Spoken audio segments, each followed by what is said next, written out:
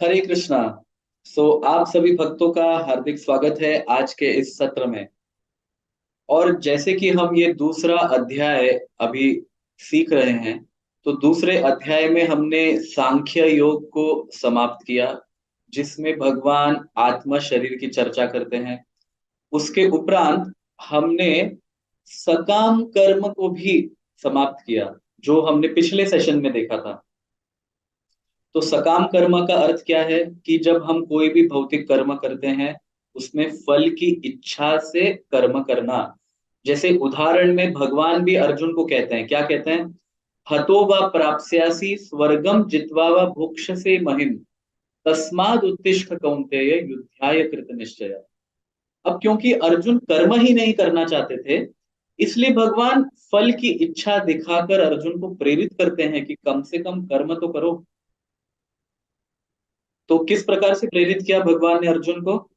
भगवान कहते हैं हतो वा प्राप्स्यासि स्वर्गम, कि अगर युद्ध करते करते आपकी मृत्यु भी हो जाती है, तो क्या प्राप्त होगा? स्वर्ग प्राप्त होगा या उच्च गति प्राप्त होगी।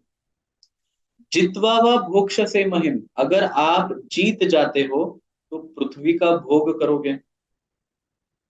तस्माद उत्तिष्ठ कौन्तेय युद्धाय कृत निश्चय, इसलिए हे कुंती पुत्र, तुम क्या करो, तुम अभी उठकर युद्ध करो। मरने से स्वर्ग प्राप्त होगा, जीतने से पृथ्वी का लाभ प्राप्त होगा, इसलिए दोनों ही प्रकार से केवल लाभ ही है। तो भगवान यहाँ पे फल दिखा रहे हैं अर्जुन को, और अर्जुन को इंस्पायर कर रहे हैं। ये है सकाम कर्म। अभी आज के सेशन में हम देखेंगे व्हाट इज निष्काम कर्म। फल की इच्छा त्याग देना, या फल पर अपना अधिकार जो है, उस अधिकार को त्याग देना। तो आपने बहुत फेमस श्लोक जो सुना है ना, कर्मण्येवाधिकारस्ते माँ फलेषु कदाचन माँ कर्म फल हेतुर्भुर्माते संगोत स्वकर्मणि। ये बहुत फेमस श्लोक है, और इसको अक्सर लोग गलती कर देते हैं कर्म योग समझ के। ये कर्म योग नहीं है, ये है निष्काम कर्म। इसमें भगवान फल की इच्छा पर अधिकार जो है, उसका त्याग करने की बात कर रहे हैं, इसलिए निष्काम है। कर्म योग का अर्थ क्या है? कर्म से भगवान को जुड़ना, या भगवान से जुड़ना, ये कर्म योग है। इसमें भगवान की चर्चा हो ही नहीं रही अभी, या यहाँ पे जुड़ने की भी चर्चा नहीं हो रही किसी भी विषय से।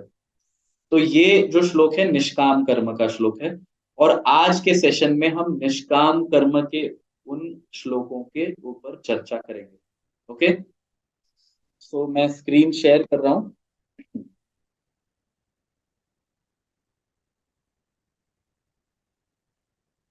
भगवत गीता दूसरा अध्याय 40वां श्लोक।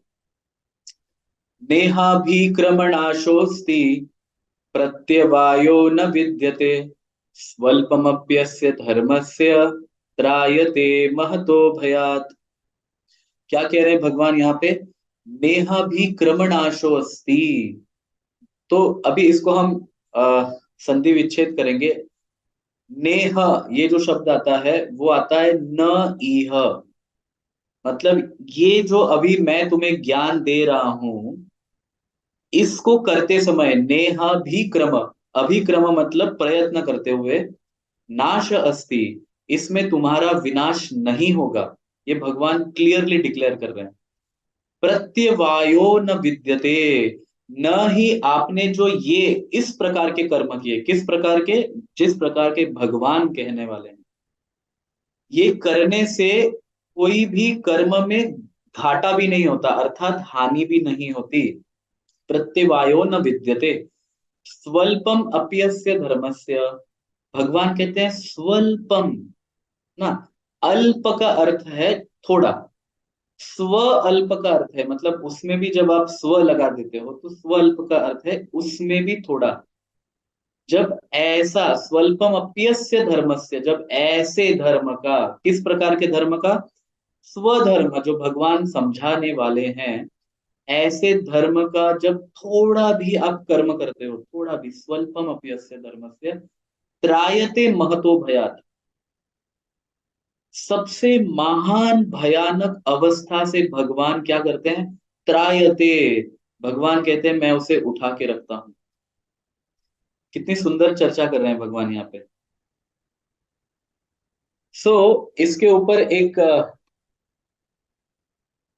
मैं आपसे प्रश्न पूछना चाहता हूं, आप हैंड रेस करके बता सकते हैं। हमारे पूरे जीवन में आप सबसे सबसे भयानक वस्तु जिससे सबसे ज्यादा डर लगता है, आप किसको समझते हो? बताइए। सबसे ज्यादा डर किसको लगता है और किस वस्तु से लगता है? यस। कोई हैंड रेस करके बताना चाहेगा? कविता माता जी, अनम्यूट कीजिए।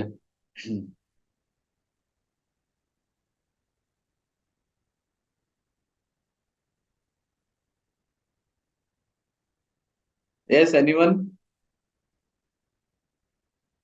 सबसे ज्यादा डर हमें किस वस्तु से लगता है? मृत्यु। मरने से डर लगता है? लगता है कि नहीं लगता? This is honest, honest review चाहिए। मरने से डर लगता है? मरने से भी क्या भयानक हो सकता है? बताइए। मान लीजिए कि एक व्यक्ति मर जाता है, उससे क्या अधिक भयानक हो सकता है?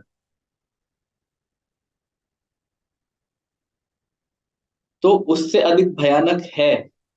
मरना जो है वो सबसे भयानक नहीं है। उससे अधिक भयानक क्या है पता है?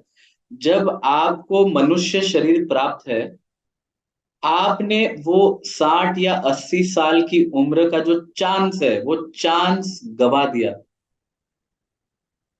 धर्म का पालन नहीं किया और गलत कर्म किए।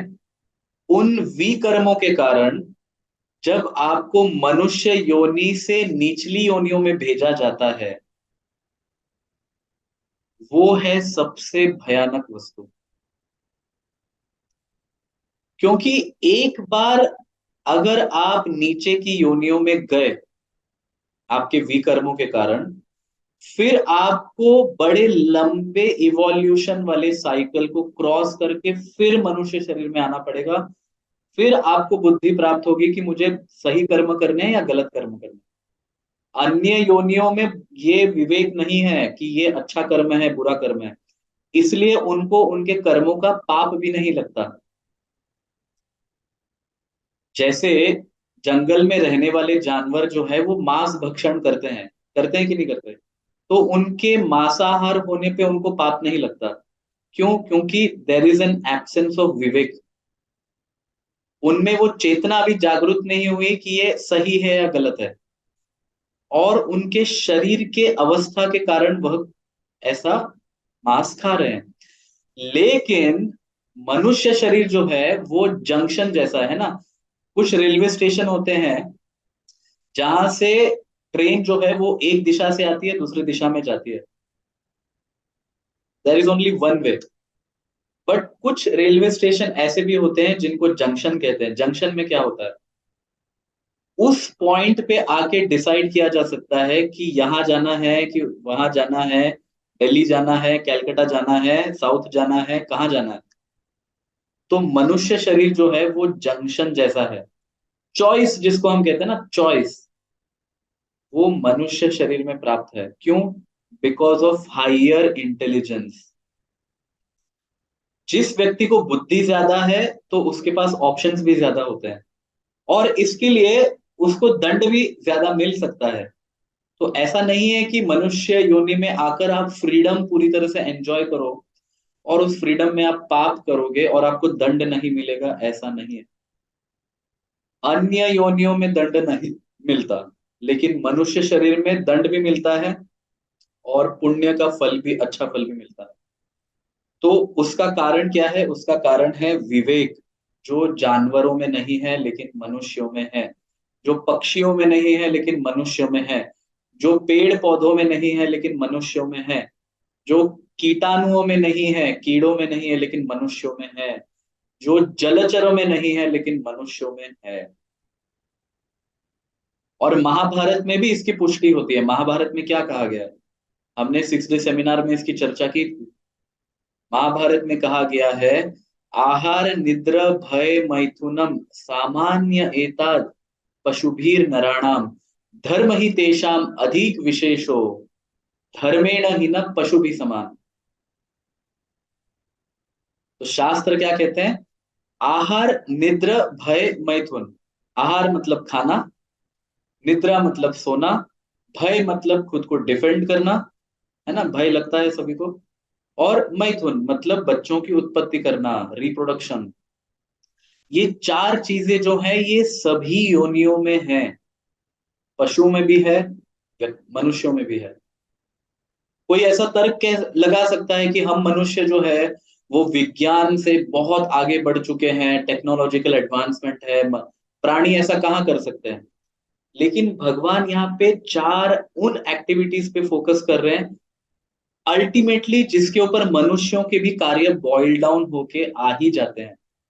हम चाहे कितना भी टेक्नोलॉजिकल एडवांसमेंट करें, लेकिन अल्टीमेटली हम कर क्यों रहे हैं? हम अच्छे से सो सके, हम अच्छे से खा सके, है ना, बेस्ट ऑफ फैसिलिटीज हमें मिल सके लग्जरी में रहने के लिए, तो अल्टीमेटली अच्छा खाना मिले, अच्छे से सोना मिले, अच्छे से अपने फ्यूचर को सिक्योर करे, भय और बच्चों की उत्पत्ति करे। ये फोर कैटेगरीज पे आके ही हम गिर रहे हैं। There is nothing superior that we are doing. ऐसा कुछ बहुत बड़ा नहीं कर रहे हैं, बस करने के प्रकार अलग हैं लेकिन कर वही रहे हैं। सो इसलिए महाभारत कहता है कि सामान्य एतात पशुभीर नराणाम, ये चार चीजें कॉमन है पशु में और नर में। धर्म ही तेषाम अधिको विशेषो धर्मेण ही न पशु भी समान। धर्म एक ऐसी वस्तु है जो मनुष्यों को पशुओं से अलग करती है, इसलिए धर्म के बिना क्या है, पशु भी समान, मनुष्य जो है वो पशु जैसा है। तो हम देखते ही है समाज की क्या गति हो गई है, इतना ज्यादा सभ्यता आने के बाद भी, या असभ्यता, इसको सभ्यता नहीं कहा जाता, या देखने के लिए सभ्यता, है ना, देखने के लिए हम हर वस्तु में प्रोग्रेस कर रहे हैं, लेकिन क्या पृथ्वी पे शांति बढ़ रही है या शांति कम हो रही है? बताइए। इतने सारे कॉन्फ्लिक्ट्स हो रहे हैं, वॉर्स हो रहे हैं, क्या हो रहा है उससे? तो क्या चीज सेपरेट करती है? धर्म। धर्म मतलब व्यक्ति लॉ एंड ऑर्डर को माने, किसके? भगवान। धर्मम तो साक्षात भगवत प्रणीतम। भगवान चाहते हैं कि सभी लोग शांति से रहे। और शांति से व्यक्ति कब रह सकता है? बताइए, शांति से व्यक्ति कब रह सकता है? जब पर्सनल मत को हटाकर सुपीरियर मत को बीच में रखे तो, है ना। मैं क्या कहता हूं ये अहंकार है, तुम क्या कह रहे हो ये अहंकार है, लेकिन भगवान क्या कह रहे हैं ये अहंकार नहीं है। क्योंकि हम अधिक से अधिक अपने परिवार का अच्छा सोच सकते हैं, उससे अधिक हम राष्ट्र का अच्छा सोच सकते हैं, या मैक्सिमम हम देश का अच्छा सोच सकते हैं। या मान भी लीजिए कोई ऐसा व्यक्ति आ गया कि वो सारे समाज के लिए अच्छा सोच सकता है, मनुष्य समाज के लिए, लेकिन कभी ना कभी उसके कार्य के कारण प्राणियों को नुकसान हो सकता है, पक्षियों को नुकसान हो सकता है, एनवायरनमेंट को नुकसान हो सकता है, क्योंकि व्यक्ति कितना सेल्फलेस होगा, कभी ना कभी तो उसकी लिमिटेशन आएगी। क्योंकि जीव जो है वो लिमिट में है, वो बंधा हुआ है। तो अगर आपको बाउंड्रीज के बाहर मतलब इनफाइनाइटली सेल्फलेस होना है, so there is only one thing which you can do, आपको परम पिता के सलाह को स्वीकार करना पड़ेगा।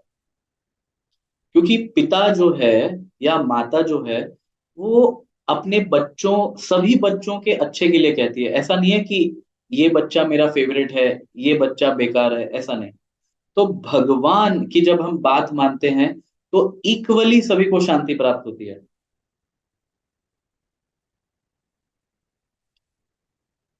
जैसे उदाहरण के लिए हम एक तालाब में, मान लीजिए, दो पत्थर जो हैं वो फेंकते हैं, तो दो पत्थर जब तालाब में गिरते हैं तो उस पानी के जो लहरें उठती हैं वो लहरें क्या होंगी? क्लैश होंगी। क्योंकि दो विचारधारा है। लेकिन जब हम एक पत्थर डालते हैं तो क्या होगा? तो लहरें क्लैश नहीं होती।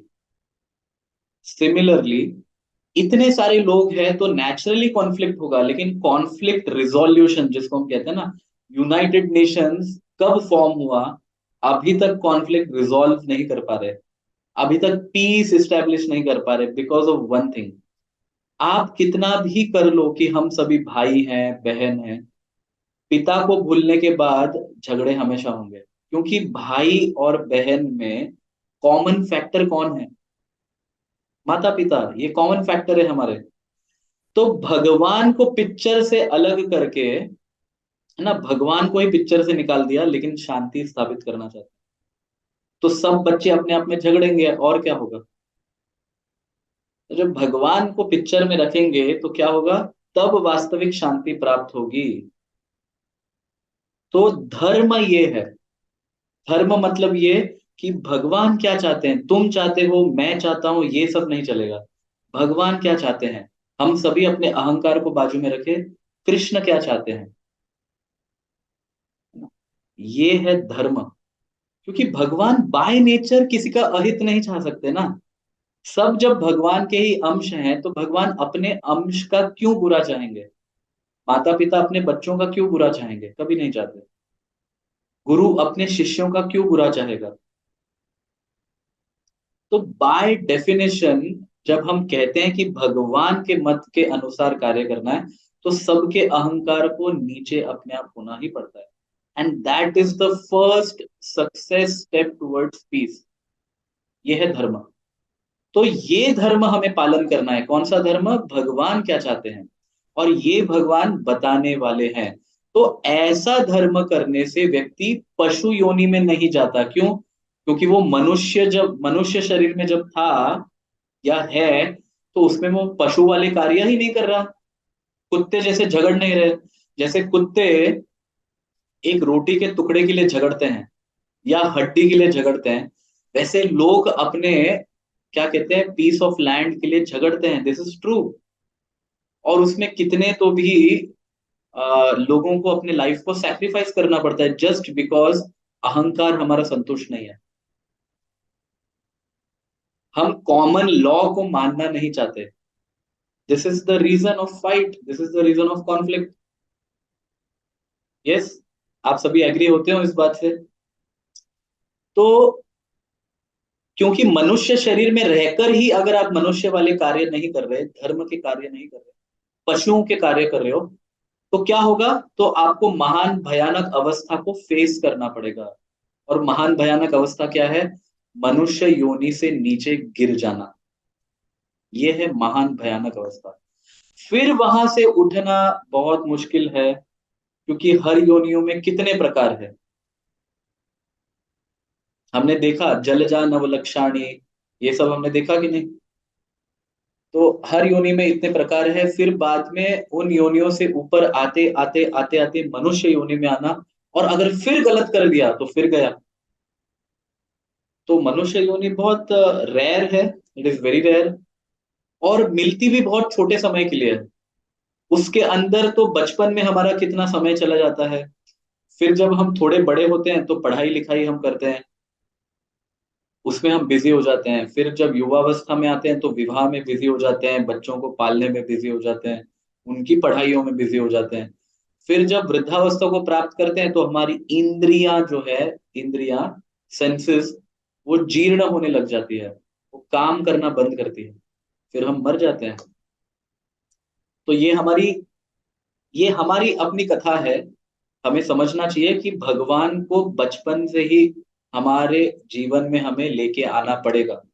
उनके शिक्षाओं को बचपन से जीवन में लेके आना पड़ेगा, या कम से कम जब से आपको पता चला तब से सीरियसली उसके ऊपर कार्य करना प्रारंभ करना पड़ेगा। तब जाके स्वल्पम अप्यस्य धर्मस्य। अगर ऐसा हो भी गया कि आपने अभी तो प्रारंभ किया, कल ही आपने भगवत गीता को पढ़ना प्रारंभ किया और आज मृत्यु हो गई, तो भगवान कहते हैं स्वल्पम अप्यस्य धर्मस्य त्रायते महतो भयात्। उसको दूसरी योनि में नहीं जाना पड़ेगा। क्यों? क्योंकि उसने धर्म का प्रारंभ कर दिया है। स्वल्पम अप्यस्य धर्मस्य, उसने जस्ट प्रारंभ कर दिया। तो भगवान इतना इंश्योर करते हैं कि कम से कम आपको मनुष्य योनि प्राप्त हो, जिसमें जहां पे आप रुके हो वहां से आपका आध्यात्मिक जीवन जो है आगे बढ़े। लेकिन ऐसा भौतिक जीवन में नहीं होता, ऐसा भौतिक जीवन में नहीं होता। अगर मृत्यु को व्यक्ति प्राप्त करता है तो अगले जीवन में वापिस ABCD से प्रारंभ करेगा। ये भौतिक ज्ञान है। क्यों? क्योंकि भौतिक ज्ञान शरीर से संबंधित है, शरीर का विनाश हो गया तो ज्ञान भी समाप्त हो गया। आध्यात्मिक ज्ञान आत्मा से संबंधित है और आत्मा कभी मरती नहीं, आत्मा को बस आध्यात्मिक उन्नति प्राप्त होती है। तो अब आपने अगर 1% ज्ञान प्राप्त किया है धर्म का और फिर आपकी मृत्यु हो गई, तो अगले जीवन से 2% से प्रारंभ होता है। ये भगवान का वचन है। जिसने सिस्टम डिजाइन किया है वो वचन कह रहा है, वचन दे रहा है, तो हमें भगवान की आज्ञाओं का पालन करने में क्या प्रॉब्लम है? So now moving on to next shloka. भगवान कहते हैं, those who are on this path are resolute in their purpose and their aim is one. O beloved child of Kurus, the intelligence of those who are irresolute is many branched. अब भगवान यहाँ पे आपको focus करना सिखा रहे हैं। क्या कह रहे हैं भगवान? कि जो इस मार्ग पे लगा हुआ है, धर्म के मार्ग पे लगा हुआ है, उसका गंतव्य, उसका लक्ष्य जो है वो एक ही है। लेकिन जो धर्म के मार्ग पे नहीं लगता, उसको कई अनेक विषय जो है वो आकर्षित करते हैं ना। रेस्टोरेंट में भी जाना है, ये खाना है, वो खाना है, फिर बाद में पिक्चर भी देखना है ना, नई मूवी कौन सी आई है उसको भी देखना है। फिर बाद में क्या कहते हैं, ऑफिस में जाते हैं तो वहां पे भी पोजीशंस को आगे बढ़ाने की इच्छा होती है कि मुझे ये पद चाहिए, मुझे वो पद चाहिए, मैं सबसे टॉप पे रहना चाहता हूँ, मैं सबसे आगे रहना चाहता हूँ। ये है। तो आप जहां कहीं पे भी देखो, जिस स्थान पे जाओगे वहां पे आपको विषय आकर्षित करेंगे। लेकिन जब धर्म होगा तो आपको पता चलेगा कि ये विषय टेम्पररी है, ये सब कार्य करते हुए भी मुझे इनसे आकर्षित नहीं होना और आसक्त नहीं होना। तो इमीडिएटली जो आपके सारे, जैसे वृक्ष में इतने सारे ब्रांचेस होते हैं, वो सभी ब्रांचेस अपने आप कट जाते हैं सिर्फ आपके डिटर्मिनेशन से। जिस दिन आपको पता लगता है कि मुझे भगवान की प्राप्ति करनी है, ये आपने तय कर लिया, तो आप सामान्य भौतिक कर्म करते हुए भी कभी कभी भी नीचे नहीं गिरोगे। आपको पता है कि ये मेरा मार्ग है, मुझे इसमें आगे बढ़ना है, और मेरा स्वधर्म है, इसलिए मुझे भौतिक कर्म भी करना है। लेकिन मेरा मेन लक्ष्य क्या है? मेरा मेन लक्ष्य है भगवान की संतुष्टि। तो भगवान कहते हैं कि ऐसा व्यक्ति जो है उसका लक्ष्य एक होता है, वही व्यक्ति वन पॉइंटेड वे में फोकस कर सकता है। और इसको आगे भगवान बहुत अच्छी तरह से समझाते हैं। अभी बताते हैं, देखो। Men of small knowledge are very much attached to the flowery words of the Vedas, which recommend various fruitive activities for elevation to the heavenly planets, resultant good birth, power, and so forth. Being desirous of sense gratification and opulent life, they say there is nothing more than this. ये बहुत important श्लोक है। हमारे वेदों में कई ऐसे मार्ग दिए हुए हैं कि आप ये यज्ञ करोगे तो आपको ये फल प्राप्त होगा, आप इन देवताओं की उपासना करोगे तो आपको स्वर्गलोक की प्राप्ति होगी, आप ये करोगे तो आपको ये पावर प्राप्त होगी। ये सब वेदों में दिया हुआ है, सब कुछ दिया हुआ है। तो जैसे जैसे व्यक्ति वो कार्य करके उन फलों को प्राप्त करता है वेदों के अनुसार, वैसे वैसे उन भौतिक बंधनों में वो बंध जाता है। इसलिए भगवान कहते हैं, मैन ऑफ स्मॉल इंटेलिजेंस, जो व्यक्ति जिसकी बुद्धि कम है, वो वेदों के पर्पस को नहीं समझते हुए वेदों के फ्लावरी वर्ड्स जो हैं, है ना। यहाँ पे भगवान क्या कह रहे हैं? यम इमम पुष्पितम वाचम। देखो कितना इंपॉर्टेंट वर्ड है ये, याम इमाम पुष्पितम वाचम। जो वेद के पुष्प जैसे जो शब्द हैं कि ये करने से ये मिलेगा, ये करने से ये मिलेगा, ऐसा मिलेगा, वो पद मिलेगा, राजा बनोगे, इंद्र बनोगे। ये सब जो है ना चीजें, या फिर इन देवी की उपासना करने से तुम्हारी रक्षा होगी, उन देवता की उपासना करने से बुद्धि प्राप्त होगी, जो भी है, शस्त्र प्राप्त होंगे। तो ये सारी जो चीजें हैं, भगवान कहते हैं यम इमम पुष्पितम वाचम, ये क्या है? ये सुंदर सुंदर सुंदर वेद में फूल दिए हुए हैं। भगवान कहते हैं इन फूलों के प्रति आकर्षित मत हो, क्योंकि फूलों के साथ कांटे भी आते हैं। कितना सुंदर भगवान यहाँ पे कह रहे हैं। फिर क्या करते हैं? कामात्मना स्वर्ग परा, वो अपनी इच्छाओं को संतुष्ट करने के लिए इसमें लग जाते हैं, सकाम कर्म करने में लग जाते हैं। तो पहले ही भगवान ने सकाम कर्म को स्थापित किया, अब भगवान सकाम कर्म को काट रहे हैं। क्यों? क्योंकि अब स्थापित हो चुका है कि सकाम कर्म क्यों करना है, कर्म करने के लिए प्रेरित। तो वैसे ही वेद में जो ये फ्लावरी वर्ड्स है ना, कि ये करने से ये मिलेगा, वो करने से ये मिलेगा, जैसे कभी कभी बच्चे जो हैं वो हेल्दी फूड खाना पसंद नहीं करते है ना, दूध पीना नहीं पसंद करते मान लीजिए, तो माँ क्या कहती है? माँ कहती है ठीक है, बॉर्नविटा मिक्स करके दे दो, कॉम्प्लान मिक्स करके दे दो, या कोई फ्लेवर मिक्स करके दे दो। सो दिस इज सकाम कर्म। ये फ्लावरी वर्ड्स हैं वेदस के, कि दूध देना जरूरी है बच्चे के स्वास्थ्य के लिए, लेकिन बच्चा मान ही नहीं रहा पीने के लिए, तो कुछ उसके अंदर मिक्स करके दे दो, तो इट इज नॉट प्योर, ये शुद्ध नहीं है, ये शुद्ध नहीं है। इसलिए दूध जैसा कार्य करना चाहिए वैसा कार्य नहीं करेगा। तो वेद भी ऐसे ही है, अभी आप कर्म ही नहीं कर रहे हो, कुछ नहीं कर रहे हो, आप अज्ञानता में तमोगुण में लेटे हुए हो, तो आपको प्रेरित करने के लिए, आप नास्तिक हो तो आपको प्रेरित करने के लिए कि देखो ये देवता है, इनकी पूजा करने से तुम्हें ये मिलेगा, तो एक नास्तिक व्यक्ति भी जो है ना वो सोचेगा कि हाँ मुझे तो ये चाहिए, तो कम से कम वो देवताओं की उपासना तो प्रारंभ करेगा, कुछ कर्म करना तो प्रारंभ करेगा। तो वेद जो है वो बहुत ब्रॉड वे में विचार करके सभीयों के लिए एलिवेशन का मार्ग देते हैं। तो यद्यपि वेद अल्टीमेटली वैराग्य पे लेके आएंगे, विरक्ति पे लेके आएंगे, लेकिन वो प्रारंभ होता है सकाम कर्म से, और भगवान इस श्लोक में सकाम कर्म को या वेद के ऐसे पुष्प जैसे शब्दों को काट रहे हैं, रिफ्यूट कर रहे हैं, और कहते हैं कि कम बुद्धि वाले लोग जो है वो ऐसे शब्दों में क्या हो जाते हैं, आकर्षित हो जाते हैं, फंस जाते हैं। कितना सुंदर कह रहे हैं भगवान यहाँ पे। फिर आगे कहते हैं भोग ऐश्वर्य प्रसक्तानाम तया अपहृत चेतसाम व्यवसायत्मिका बुद्धि समाधौ न विधीयते। अब भगवान कहते हैं कि किस प्रकार के व्यक्ति का जो बुद्धि है वो वन पॉइंटेड या डिटर्मिनेशन जो है वो स्ट्रांग नहीं हो सकता। कौन से टाइप के व्यक्ति है?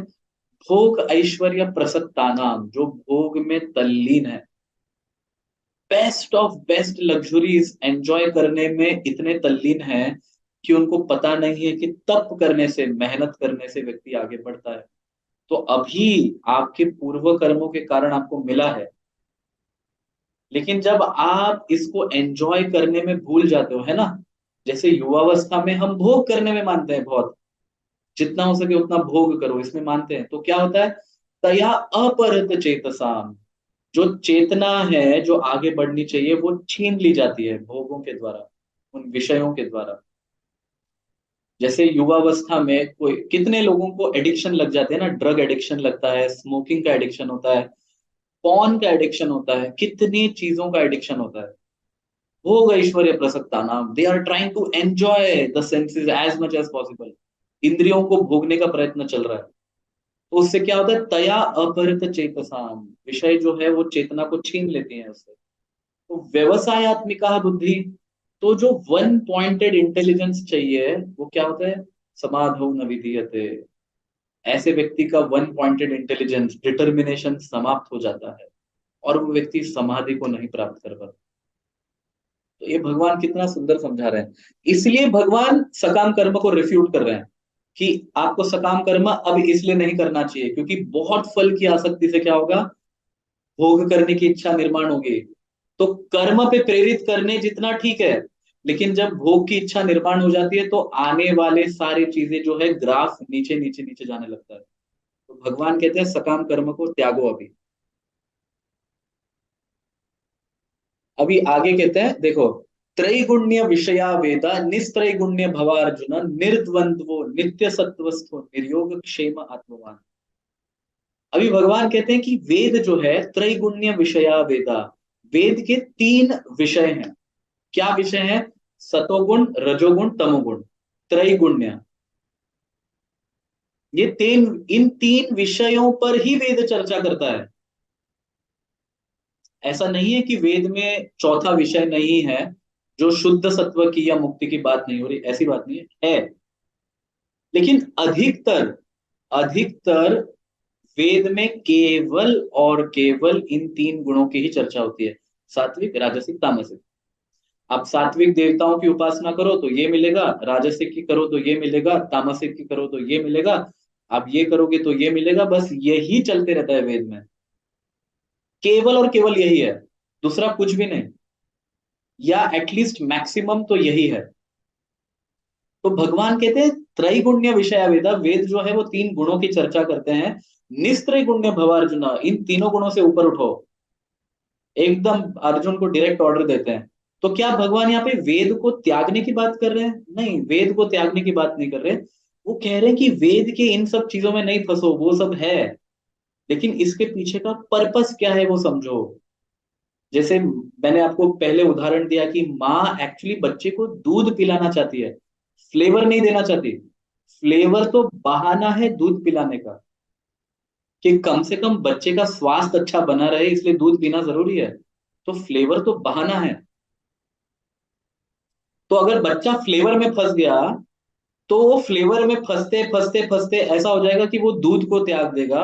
और दूध को त्याग देने से फिर वो जब बड़ा होगा, जब मिडिल एज में पहुंचेगा, तो उसको पता चलेगा कि हड्डियां कमजोर पड़ रही है, घुटनों में दर्द है, दांत कमजोर पड़ रहे हैं। ये क्यों होता है? आप समझ रहे हैं इस बात को? तो सभी चीजों का एक पर्पस है। वो पर्पस को नहीं समझते हुए जब आप केवल उन गतिविधियों में फंस जाओगे, फिर तो आपका नीचे गिरना, मतलब एकदम कोई रोक नहीं सकता उसको।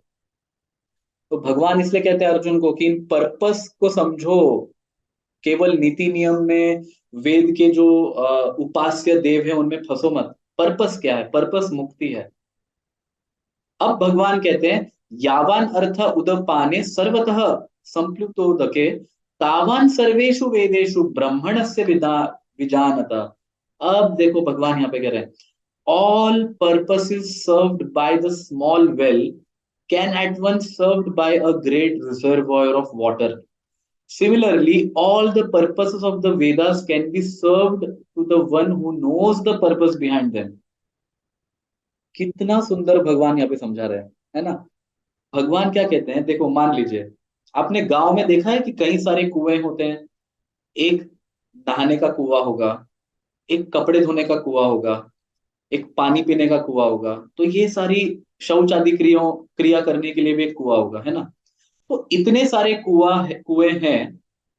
हर कुओं के पास जाने की क्या आवश्यकता है जब नदी है? तो जब नदी होती है तो चाहे जितना पानी उठा लो आप समझ रहे इस बात को? चाहे जितना पानी उठा लो। तो एक नदी कई सारे कुओं का काम करती है, सारे पर्पस को सॉल्व करती है। उस नदी से जो आप पानी लोगे, उस पानी से आप कपड़े भी धो सकते हो, उसी नदी से आप पानी भी पी सकते हो, उसी नदी से आप नहा भी सकते हो। नदी कितने सारे पर्पस को सॉल्व करती है ना? क्योंकि नदी जो है वो बहती है। तो बहने वाला पानी क्या है? शुद्ध होता है। वो स्टोर्ड पानी नहीं है। स्टोर्ड पानी अशुद्ध होता है, इसलिए उसको स्पेसिफिकली यूज करना पड़ता है। बहने वाला पानी क्या होता है? वो शुद्ध होता है। तो उसको आप ऑल पर्पस में यूज कर सकते हो, एग्रीकल्चर में यूज कर सकते हो, कितने सारे चीजों में यूज कर सकते हो। तो भगवान का कहने का तात्पर्य ये है कि ऐसी वस्तु को पकड़ो वेद में जिससे सारे पर्पस सॉल्व हो। इंटेलिजेंट व्यक्ति वो है। वेद का पर्पस क्या है? वेद का पर्पस है संसार से मुक्त होना। संसार से व्यक्ति कैसे मुक्त होगा? अगर हर चीज में फंसा रहे तो कैसे मुक्त होगा? तो ऐसे विषय को पकड़ना चाहिए जिससे व्यक्ति संसार से मुक्त हो जाए, और वो है धर्म का कार्य। ऐसा नहीं कि धर्म के नीति नियम में फंस जाए, है ना? अभी मैं आपको एक छोटा सा उदाहरण देना चाहूंगा। आप बताइए ये बुद्धिशाली व्यक्ति का कार्य है या मूर्ख व्यक्ति का कार्य है? तीन व्यक्ति हैं, ठीक है। एक व्यक्ति का कार्य है कि वो जमीन में खड्डा खोदता है। दूसरे व्यक्ति का कार्य है कि उस जमीन में जिसमें खड्डा खुदा हुआ है वहां पे वो पौधा या प्लांट को जो है वो डाल देता है या बीज को डालता है ना। और तीसरे व्यक्ति का कार्य है कि उस खड्डे को वापस बंद कर देना और उसको फ्लैट कर देना। मतलब यहाँ पे प्लांटेशन की बात हो रही है। अब मान लो बीज डालने वाला व्यक्ति एक दिन नहीं आया और रोज कम से कम 10 बीज डालने हैं, ठीक है। 10 बीज डालने हैं रोज। बीज डालने वाला ही व्यक्ति नहीं आया एक दिन, तो ये खड्डा खोदने वाला व्यक्ति और खड्डा भरने वाला व्यक्ति अगर ये ऐसा सोचते हैं कि मेरा कार्य तो बीज डालने का नहीं है, मेरा तो कार्य क्या है, खड्डा खोदना और खड्डा भरना, तो 10 खड्डे वो खोदेंगे, 10 खड्डे वो भरेंगे, लेकिन क्या फायदा उससे? अपने नियत कर्म परफेक्टली करने से भी कोई फायदा नहीं होगा। उनका नियत कर्म क्या है, खड्डा खोदना खड्डा भरना, लेकिन पर्पस क्या है उसका? बताइए पर्पस क्या है? पर्पस है बीज आरोपण करना, पौधे को जन्म देने के लिए बीज आरोपण करना। तो नीति नियम का पर्पस अगर नहीं समझते, वेदों के पीछे इतना सारा जो चल रहा है उसका पर्पस क्या है, भगवान के पास पहुंचना, ये एक्चुअली पर्पस है। अगर ये नहीं समझते और उसके अंदर मंत्रों में खो गए और व्याकरण में खो गए और वेद से स्वर्ग प्राप्त होगा, ये प्राप्त होगा, जैसे रावण को लंका प्राप्त हुई इसमें खो गए, पावर चाहिए इसमें खो गए, है ना। या वेद के नीति नियम में भी खो गए। वेद में कुछ नीति नियम दिए, अगर वो सिर्फ नीति नियम में खो गए तो नीति नियम का पर्पस क्या है वही वही वहां पे खत्म हो जाता है। तो ये मूर्खता है। इसलिए पर्पस को, प्रयोजन को हमेशा ध्यान में रखना चाहिए, गोल हमेशा फोकस में होना चाहिए। अब आप समझ रहे हो गोल क्या है? गोल यहाँ पे क्या है, भगवान की प्राप्ति करना। भगवान की प्राप्ति करने से ये सब नीति नियम जो है वो एडजस्ट होते हैं। जैसे मैंने आपको बताया, अगर दोनों में से कोई एक व्यक्ति भी मैच्योरिटी दिखाता, थोड़ा बुद्धि चलाता, तो वो समझता कि ठीक है मेरा नियत कर्म है खड्डा खोदना, लेकिन बीज आरोपण करने वाला व्यक्ति आज नहीं आया है, तो मैं ही बीज को डाल देता हूं। तो उस दिन का उनका नियत कर्म से अतिरिक्त उन्होंने कर्म किया, लेकिन उन्होंने क्या किया, प्रयोजन को सार्थक किया। ये भगवान समझाना चाहते हैं। इसको अगर हम नहीं समझेंगे तो वेद आप कितना भी पढ़ लो तो रावण ही बनोगे, कितना भी पढ़ लो तो भी रावण ही बनोगे। भक्ति मेन है, भक्ति मेन है, भगवान मेन है। और ये भगवान खुद भी कहते हैं भगवत गीता में, सर्वस्य चाहम हृदि सन्निविष्टो मत्तः स्मृति ज्ञानम अपोहनम च वेदेषु सर्वैर अहमेव वेद्य वेदांत कृत वेदविद एव चाहम। क्या कह रहे हैं भगवान? सर्वस्य चाहम हृदि सन्निविष्टो, मैं सभी के हृदय में बैठा हूं परमात्मा के रूप में। मनुष्य हो, पशु पक्षी हो, वृक्ष हो, जल में रहने वाले योनि हो, या छोटे छोटे दिखने नहीं दिखने वाले कीटाणु भी क्यों ना हो, हिंदू हो, मुस्लिम हो, क्रिश्चियन हो, सिख हो, कोई फर्क नहीं पड़ता। भगवान कह रहे मैं उन सभी के हृदय में बैठा हूं परमात्मा के रूप में। सर्वस्य चाहम हृदि सन्निविष्टो, मैं हृदय में बैठा हूं। मत्तः स्मृति ज्ञानम अपोहनम च, मुझसे आती है स्मृति। लोग कुछ याद रख पाते हैं तो उसका कारण मैं हूं, और अगर भूल जाते हैं तो उसका कारण भी मैं हूं। ज्ञानम, अगर ज्ञान उन्हें प्राप्त हो रहा है तो उसका कारण भी मैं हूं। मैं उन्हें डायरेक्ट करता हूं कि यहां जाओ, वहां जाओ।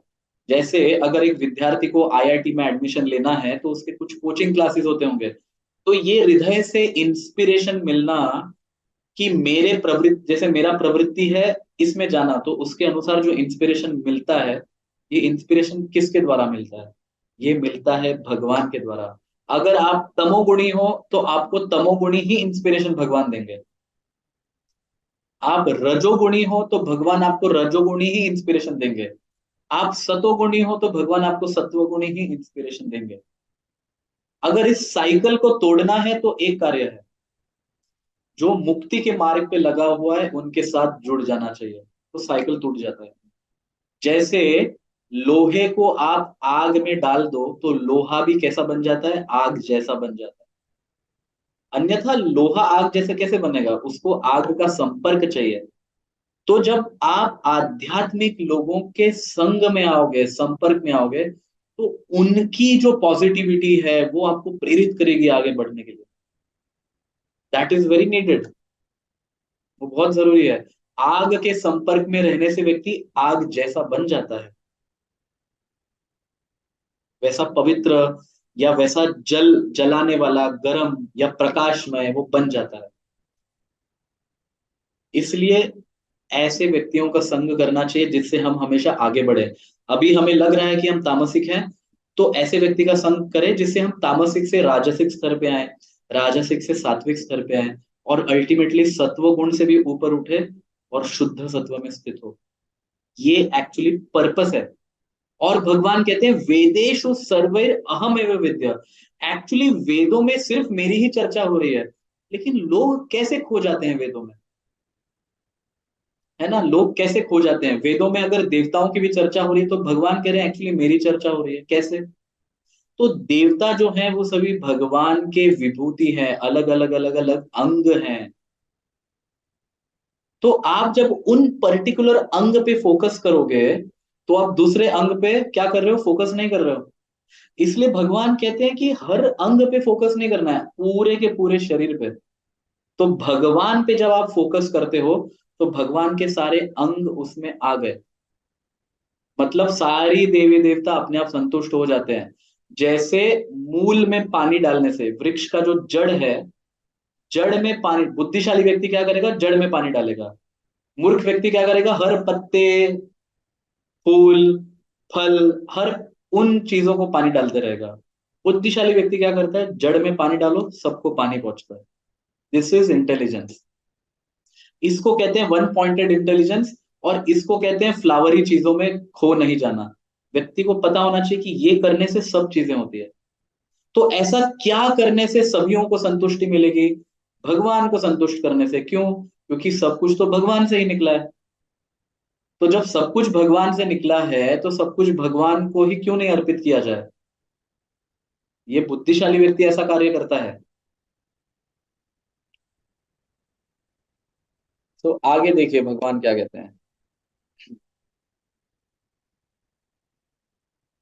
आगे भगवान कह रहे हैं, अभी ये श्लोक जो है most of the people miss interpret करते हैं। कर्मण्येवाधिकारस्ते माँ फलेषु कदाचन माँ कर्म फल हेतुर्भुर माते संगोत्स्व कर्मणि। You have a right to perform your prescribed duty, but you are not entitled to the fruits of action. Never consider yourself the cause of the results of your activities and never be attached to not doing your duty. अब भगवान यहाँ पे दोनों भी तरफ से कह रहे हैं। क्योंकि तुम अनासक्त हो तो अनासक्ति के कारण कर्म त्याग देना है ऐसा नहीं होना चाहिए।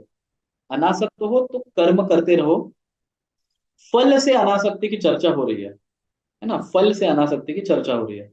अब भगवान ऐसा क्यों कह रहे हैं भाई, आप कर्म करो लेकिन फल से अनासक्त हो जाओ, क्योंकि आपको नहीं पता कि आपके कर्म का एक्चुअली क्या फल मिलना चाहिए। You don't know that, but Krishna knows that. आपको नहीं पता। मान लीजिए कि एक चलिए उदाहरण के लिए मैं आपसे, उदाहरण के लिए मैं ये कहता हूं, मान लीजिए कि अगर एक बच्चा जो है वो मेले में खो गया है, ठीक है, एक फेस्ट में वो खो गया है, कहीं फेस्टिवल चल रहा है उस मेले में वो खो गया। अब उसको कोई दूसरा व्यक्ति मिलता है और वो उस छोटे बच्चे को पूछता है कि तुम्हारी माँ कहाँ है, तुम्हारे पिता कहाँ है, वो बस रो रहा है, वो बस रो रहा है। तो अगर ये व्यक्ति सोचता है कि ठीक है हम इनके माता पिता को ढूंढते हैं, लेकिन कम से कम ये अभी चुप बैठे इसलिए मैं कुछ खिलाता हूं, तो वो व्यक्ति जो है इस बच्चे को कुछ खिलाता है, थोड़े समय के लिए बच्चा शांत हो जाता है, फिर वापस रोना प्रारंभ करता है। फिर वो व्यक्ति कहीं घुमा लेके जाता है और कहता है देखो ये खिलौने देखो, ये कपड़े देखो। फिर बच्चा थोड़ी देर शांत हो जाता है, फिर वापस रोना प्रारंभ करता है। तो रोना बच्चे का चुप कैसे होगा। वो बच्चा जो है वो थोड़े थोड़े समय के लिए सब कुछ ले रहा है कि हाँ ये फल ले रहा हूँ मैं, ये फल ले रहा हूँ, ये फल ले रहा हूँ, ये व्यक्ति मुझे खाना दे रहा है मैं खाना खा रहा हूँ, मुझे दूध दे रहा है मैं दूध पी रहा हूँ, मुझे कपड़े खरीद के दे रहा है मैं कपड़े खरीद रहा हूँ, सब कुछ है। लेकिन शांति उसको कब प्राप्त होगी? शांति तो तब प्राप्त होगी जब माता पिता से मिल जाए। जब माता पिता से मिलेगा आप, तो क्या माता पिता खाना नहीं खिलाएंगे? क्या माता पिता उसको कपड़े नहीं देंगे? क्या माता पिता उसका पालन पोषण नहीं करेंगे? ऑफ कोर्स करेंगे।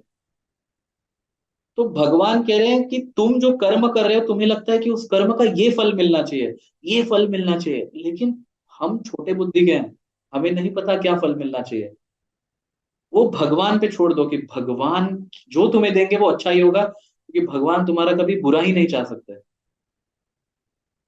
सबसे पहले तो ये श्रद्धा हमारे हृदय में होनी चाहिए कि जिसने जन्म दिया है वो कैसे बुरा चाह सकता है हमारा। ये श्रद्धा होनी चाहिए। तो जब आप इस स्तर पे पहुंचोगे तो अपने आप फल की आसक्ति समाप्त हो जाएगी। फिर भगवान कहते हैं perform your duty equipoised O Arjuna, abandoning all attachment to success or failure, such equanimity is called yoga। ना, सच इक्वैन, जब ऐसी स्थिर बुद्धि आपकी हो जाएगी कि मुझे केवल और केवल भगवान को संतुष्ट करना है और इसलिए मुझे स्वधर्म करना है, तो उस स्वधर्म के कारण जब आपको कभी दुख भी आए, आपको सुख भी आए, तो आपको पता है कि ये तो शरीर से संबंधित है, लेकिन मैं आत्मा हूं, मेरा संबंध भगवान से है।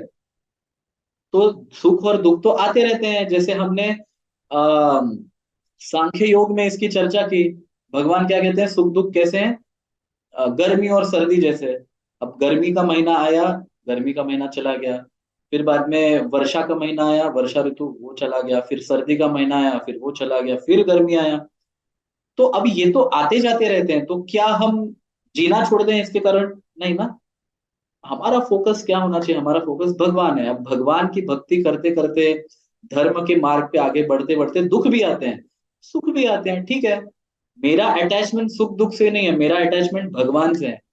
तो वो अटैचमेंट जो है उसको कहते हैं योग। क्योंकि अगर आप भगवान से आसक्ति नहीं हो तो आप स्थिर नहीं हो पाओगे। आप हवा में नहीं लटक सकते। जैसे आपको अगर कोई कहता है कि कूदो, तो कूदने के बाद आप वापस नीचे गिरोगे। लेकिन अगर कुछ ऊपर पकड़ने के लिए है तो कूदने के बाद आप तुरंत उस वस्तु को पकड़ लोगे, और पकड़ने के बाद आप कभी नहीं गिरते नीचे। तो योग में स्थित होने का अर्थ क्या है? योग में स्थित होने का अर्थ ये नहीं है कि हवा में लटकना है, नहीं, आपको किसी वस्तु को पकड़ना है। जब आप वो ऊपर स्थित हुए, ऊपर स्थित जो वस्तु है उसको पकड़ोगे, तो नीचे वाले वस्तु को आप कभी स्पर्श ही नहीं करोगे। ये है योग। और तब आप स्थिर हो जाओगे कि हाँ मेरा प्लेटफॉर्म ये है, ये मेरा प्लेटफॉर्म है, उसको कहते हैं योग।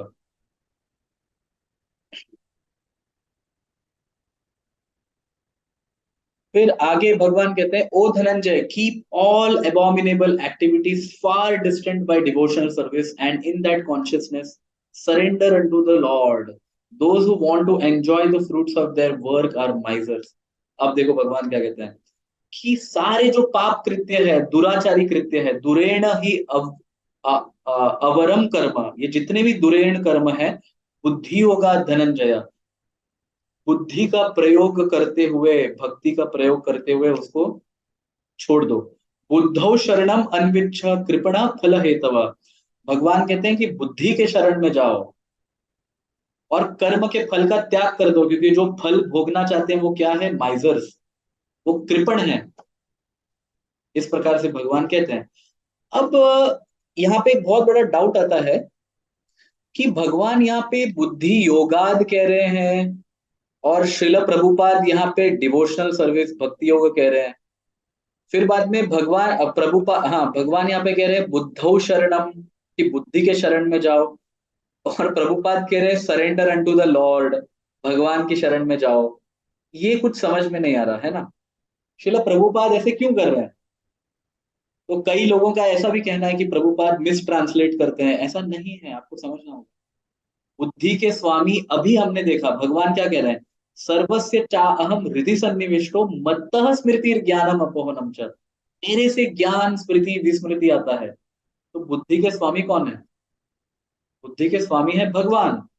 और उपनिषदों में भी कहा गया है, किसमें, गोपाल टापनी उपनिषद में कहा गया है, सच्चिदानंद रूपाय कृष्ण या क्लिष्ट कारिणे नमो वेदांत वेद्याय गुरवे बुद्धि साक्षिणे।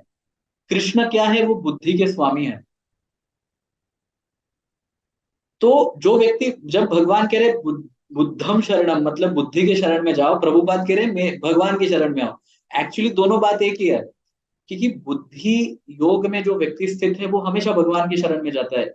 इसका सबसे बेस्ट एग्जाम्पल अर्जुन और दुर्योधन, सबसे बेस्ट एग्जाम्पल।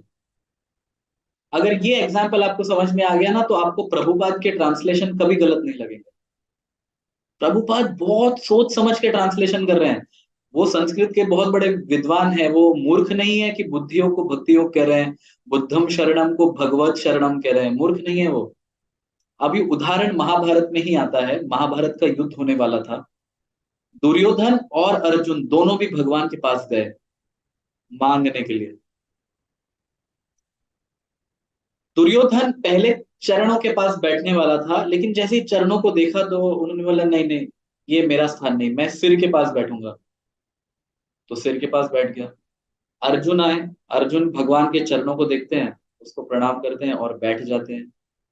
भगवान का वेट कर रहे हैं दोनों भी। भगवान जब उठते हैं तो सबसे पहला दृष्टिपात जो है वो अर्जुन पे होता है। और भगवान अर्जुन को कहते हैं कि मांगो अर्जुन क्या चाहिए। तो दुर्योधन उस समय इमीडिएटली इंटरप्ट कहते हैं कि पहले तो मैं आया हूं, मेरा अधिकार है ना। भगवान कहते तुम पहले आए हो, लेकिन मेरी दृष्टि पहले अर्जुन पे पड़ी है, और वो तुमसे छोटा भी है तो उसको मांगने दो। अब अर्जुन भगवान को कहते हैं कि मैं आपको चाहता हूं, आपकी सेना को नहीं चाहता। तो कृष्ण कहते हैं मैं अकेला हूं, निहत्ता हूं, मैं शस्त्र भी नहीं उठाने वाला, कुछ नहीं करने वाला मैं। तो अर्जुन कहते हैं मैं भी वही चाहता हूं कि आप कुछ मत करो, आप बस मेरे सारथी बनो, सेना की मुझे कोई अभिलाषा नहीं।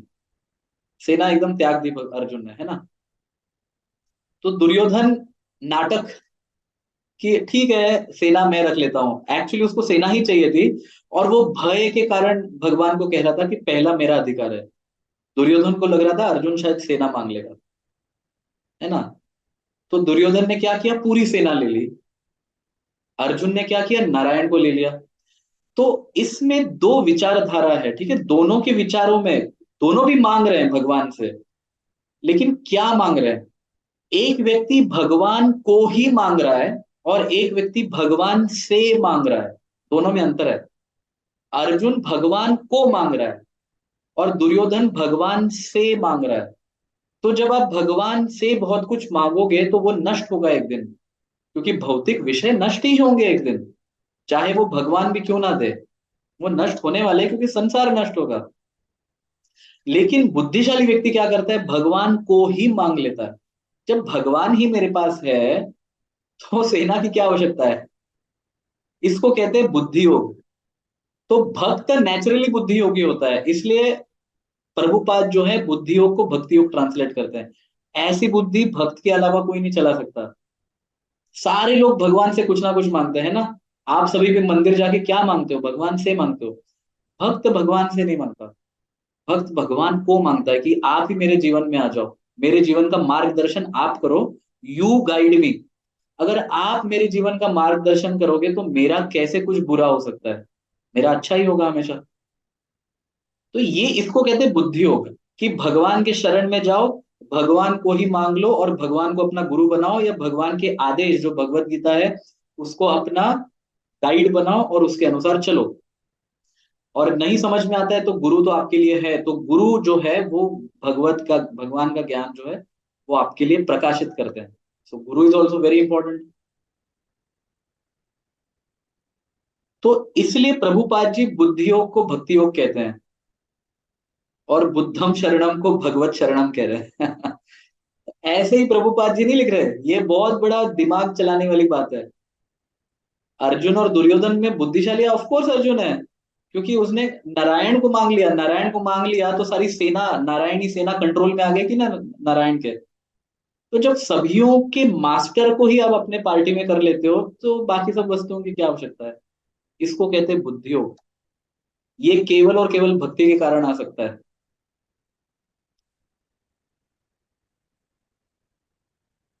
तो इंटेलिजेंट होना चाहिए, भक्ति करने से व्यक्ति इंटेलिजेंट बनेगा। हम्म। अब भगवान, अब यहाँ पे प्रभुपाद कह रहे हैं, भगवान कह रहे हैं, a man engaged in devotional service reads himself of both good and bad reactions even in this life, therefore strive for yoga which is the art of all work, बुद्धि युक्तो जहातीह उभे सुकृत दुष्कृत। देखो, गुड एंड बैड रिएक्शंस, सुकृत और दुष्कृत, भगवान ये नहीं कह रहे कि one gets rid of bad reaction, बुरे फलों को, बुरे फलों फलों से वो बुरे फल उसके जीवन में नहीं आएंगे, ऐसा नहीं कह रहे। भगवान कह रहे अच्छे और बुरे फल दोनों भी नहीं आएंगे। क्यों अच्छे फल नहीं आने चाहिए? क्या अच्छे फल आने चाहिए, है ना? भगवान कहते हैं नहीं आने चाहिए, क्योंकि अच्छे फल से भी अहंकार आ जाता है और उससे व्यक्ति फंस जाता है। इसलिए भगवान कहते हैं योग कर्मसु कौशलम, तुम जो है वो योग करते हुए अपना कर्म करो।